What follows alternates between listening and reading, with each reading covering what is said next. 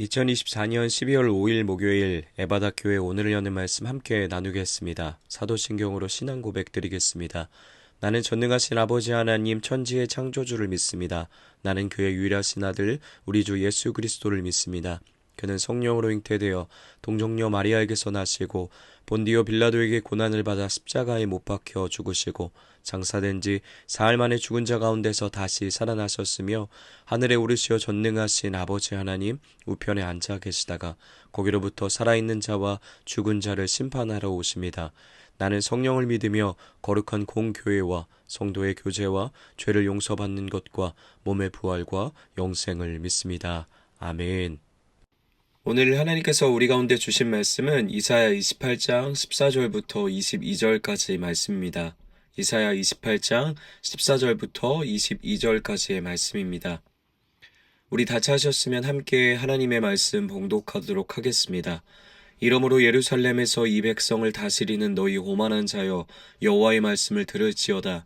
너희가 말하기를 우리는 사망과 언약하였고 스월과 맹약하였은즉 넘치는 재앙이 밀려올지라도 우리에게 미치지 못하리니 우리는 거짓을 우리의 피난처로 삼았고 허위 아래에 우리를 숨겼음이라 하는도다.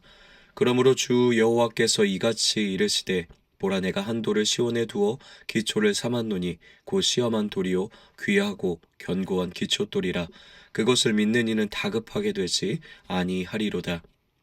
나는 정의를 측량줄로 삼고 공의를 저울추로 삼으니 우박이 거짓의 피난처를 소탕하며 물이 그 숨는 곳에 넘칠 것인즉 너희가 사망과 더불어 세운 언약이 패하며 스올과 더불어 맺은 맹약이 서지 못하여 넘치는 재앙이 밀려올 때에 너희가 그것에게 밟힘을 당할 것이라. 그것이 지나갈 때마다 너희를 잡을 것이니 아침마다 지나가며 주야로 지나가리니 소식을 깨닫는 것이 오직 두려움이라. 침상이 짧아서 능히 몸을 펴지 못하며 이불이 좁아서 능히 몸을 싸지 못함 같으리라 하셨느니라. 대저 여호와께서 브라심산에서와 같이 일어나시며 기브온 골짜기에서와 같이 진노하사 자기의 일을 행하시리니 그의 일이 비상할 것이며 자기의 사역을 이루시리니 그의 사역이 기이할 것임이라. 그러므로 너희는 오만한 자가 되지 말라. 너희 결박이 단단해질까 하노라. 대저 온 땅을 멸망시키기로 작정하신 것을 내가 만군의 주 여호와께로부터 들었느니라. 아멘. 우리는 이번 한 주 계속해서 이사야 말씀을 통해서 은혜를 함께 나누고 있습니다. 그 중에서도 특별히 예수 그리스도에 대한 예언이 담겨 있는 메시지들을 함께 나누고 있는데요. 구약에서 나타난 예수님에 대한 예언들을 함께 살펴보며 소망을 품어가는 시간을 보내고 있으실 거라고 생각합니다. 어제 말씀만 우리가 다시 되짚어 생각해봐도 우리에게 진정한 왕으로 오시는 메시아이신 예수님에 대한 소식, 그것은 언제 들어도 우리에게 평안을 주는 희망을 품도록 하는 것 같습니다. 오늘도 역시 우리는 이사야 28장에 담겨져 있는 예수님에 대한 이야기들을 함께 살펴볼 텐데요. 그러나 오늘 말씀에 등장하는 예수님은 그 전의 예수님과 조금 다른 분위기로 우리에게 다가오십니다. 그 전까지의 예언들은 대체로 어둡고 고통 가운데 있는 백성에게 소망으로 찾아와 주시는 밝은 예수님의 이야기를 주로 예언하며 들려주었다면 오늘 말씀을 통해 전해지는 모습은 조금 매섭고 엄격하게 그리고 엄중하게 심판을 진행하시는 모습으로 우리에게 예수님이 다가오시는 것이죠. 사실 우리는 이런 모습을 하시고 찾아오시는 예수님을 썩 반가워하고 맞이하고 싶지 않은 마음이 드는 것도 사실인데요. 그럼에도 우리가 기억했으면 좋겠습니다. 우리에게 매서운 얼굴을 하고 말씀 안에서 찾아오시는 예수님이시지만 그 마음의 중심은 자기 생명을 다 내어놓으시기까지 우리를 사랑하시는 분임을 기억하며 말씀을 진중하고 진지하게 바라볼 수 있길 소망합니다. 예수님의 모든 행동의 근원은 우리를 향한 사랑에서부터 시작하시는데요. 그 예수님의 사랑을 신뢰하며 심판의 말씀 안에도 담겨져 있는 예수님의 메시지를 깊이 있게 만나고 누릴 수 있는 오늘 시간이 될 수 있으면 좋겠습니다. 그러면 말씀으로 돌아가 오늘 말씀이 우리에게 어떤 예수님을 만날 수 있도록 인도해 가시는지 우리 함께 알아보도록 하겠습니다. 먼저 지금 이사야 28장이 전체적이게 어떻게 흘러가고 있는지에 대해서부터 살펴봐야 오늘 말씀이 어떤 상황 속에서 전해지고 있는 이야기인지 말씀인지 우리가 이해할 수 있을 것 같습니다. 지금 하나님께서는 이사야서를 통해서 북이스라엘과 남유다를 향한 책망과 심판의 이야기를 하고 계신 상황입니다. 그래서 28장 초반에 1절 6절까지의 말씀은 북이스라엘의 죄와 악함을 책망하시는 내용이 담겨져 있습니다. 그렇게 북이스라엘을 책망하신 후에 이제 7절부터는 남유다로 그 초점이 옮겨가는데요. 그리고 남유다에 대한 비난과 책망, 그들에 대한 심판에 대한 이야기를 쭉 28장에 보여주고 선포하고 계신 것이죠. 특별히 남유다의 종교 지도자들에 대한 그들의 부패와 타락을 엄격하게 지적하시며 책망하시는 내용으로 담겨져 있습니다.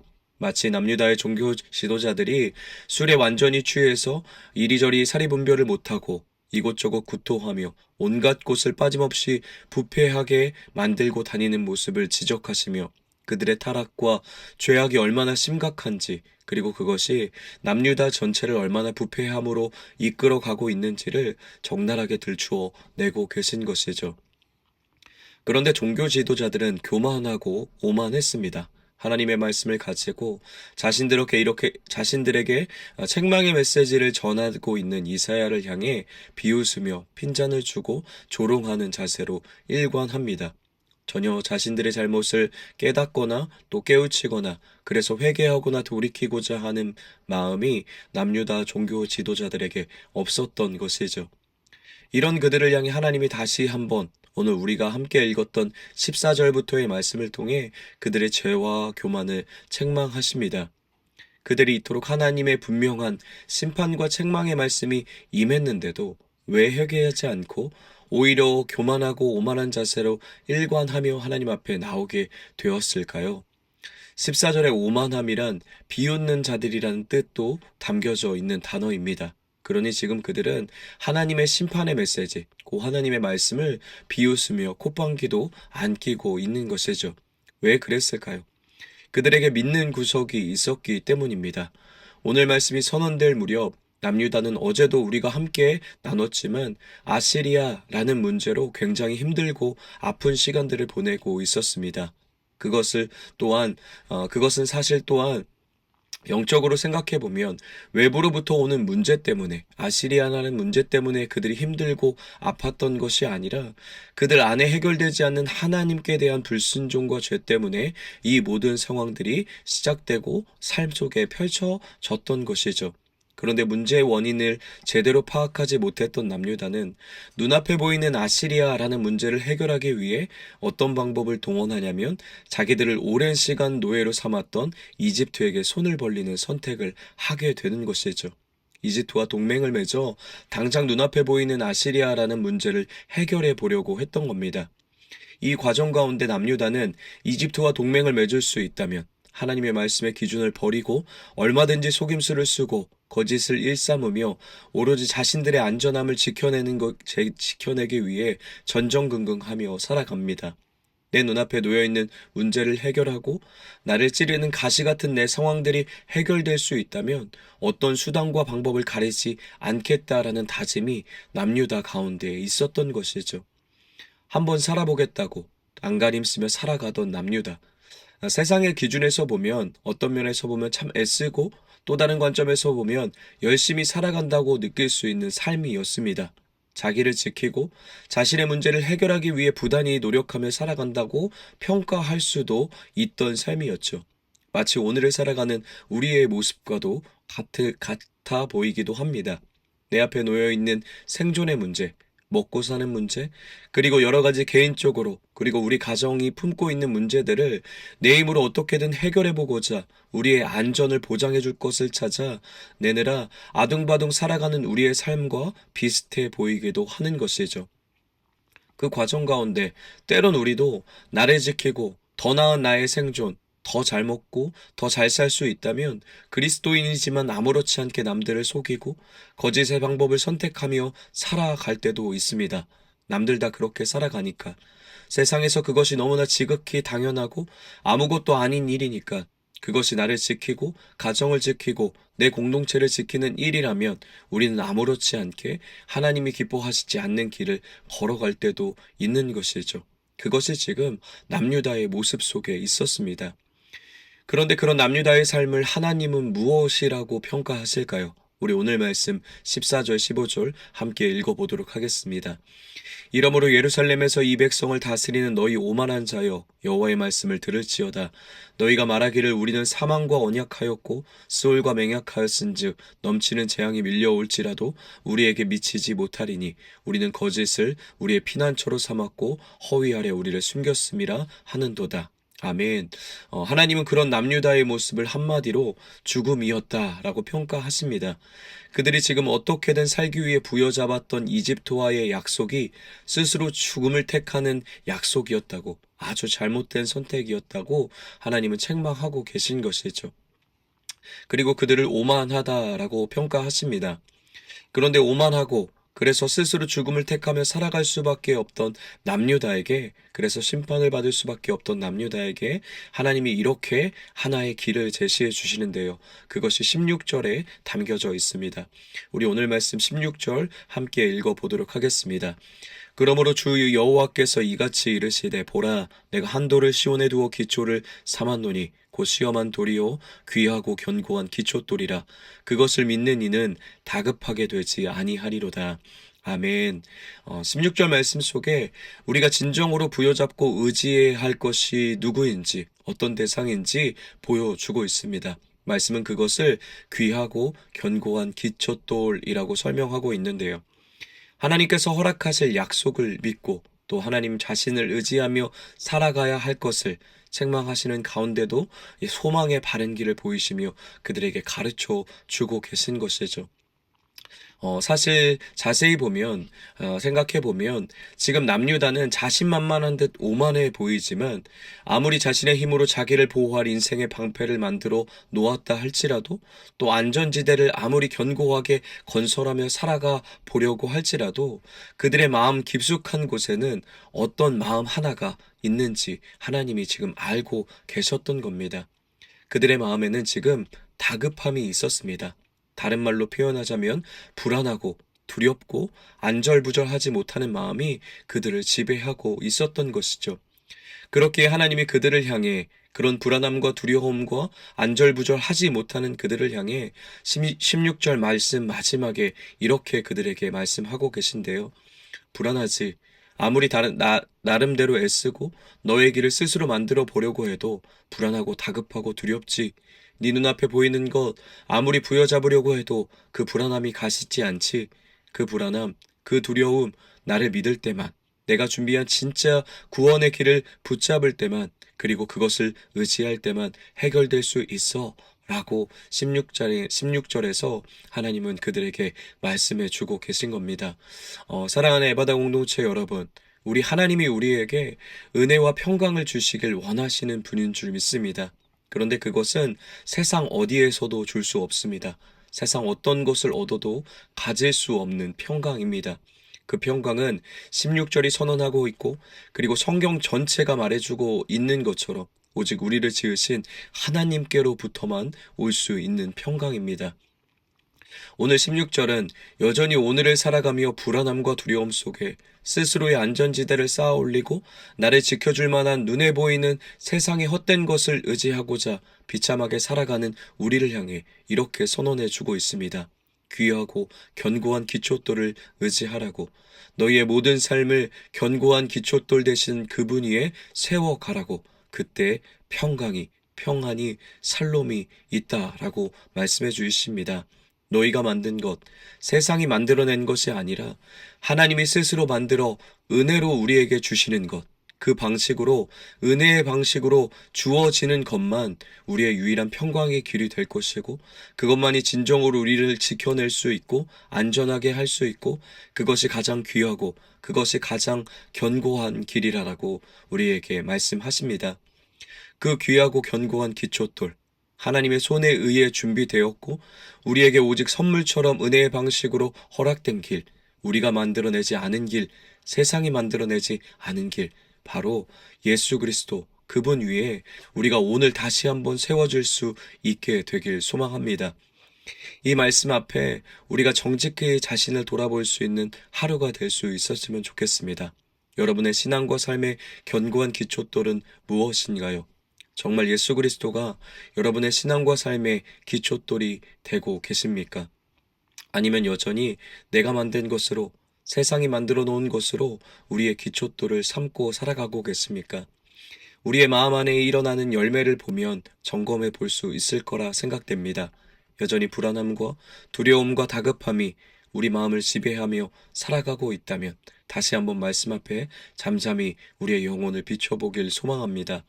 말씀의 도움으로, 성령의 도움으로 우리가 하나님 대신 붙잡고 있는 우리 안에 이집트가 있지는 않은지, 그리고 그것을 발견했다면 모든 것을 아시는 주님의 도우심으로 몰아나고 다시 우리 주님을 붙잡을 수 있는 평강을 택하는, 그리고 평강을 누리는 저와 여러분이 되길 소망합니다.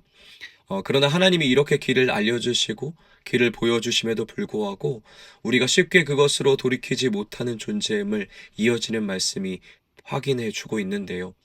남유다는 이런 하나님의 마음을 아는지 모르는지 여전히 교만함과 오만함의 자세로 하나님 앞에 나아갑니다. 그리고 결국은 하나님의 심판의 매질을 당할 수밖에 없는 것이죠. 우리 22절 말씀 함께 읽어보도록 하겠습니다. 그러므로 너희는 오만한 자가 되지 말라. 너희 결박이 단단해질까 하노라. 대저 온 땅을 멸망시키기로 작정하신 것을 내가 만군의 주 여호와께로부터 들었느니라. 아멘. 하늘 높을 줄 모르고 오만하고 교만하던 남유다를 향해 하나님이 최종 심판을 선언하십니다. 그들의 심판이 결정되었다라고 하고 계신 것이죠.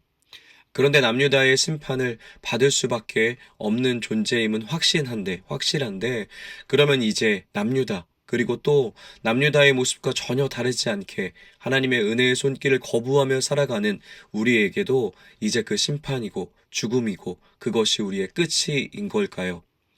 다행인 것은 하나님이 우리가 주님께로 돌아올 수 있는 한 가지 길을 오늘 이사야 28장의 말씀 속에 담아 두셨다라는 사실입니다. 그것이 오늘 우리가 읽지는 않았지만 23절부터 29절까지의 말씀에 나타나고 있는데요. 우리 마지막으로 28장 29절 말씀 한번 찾아서 읽어보도록 하겠습니다. 이사야 28장 29절 말씀입니다. 이도 만군의 여호와께로부터 난 것이라. 그의 경영은 기묘하며 지혜는 광대하리라. 아멘. 이어지는 말씀은 여호와의 지혜를 찬양하는 말씀입니다. 그런데 이것은 그냥 여호와의 지혜를 단순히 찬양하는 말씀만은 아닙니다.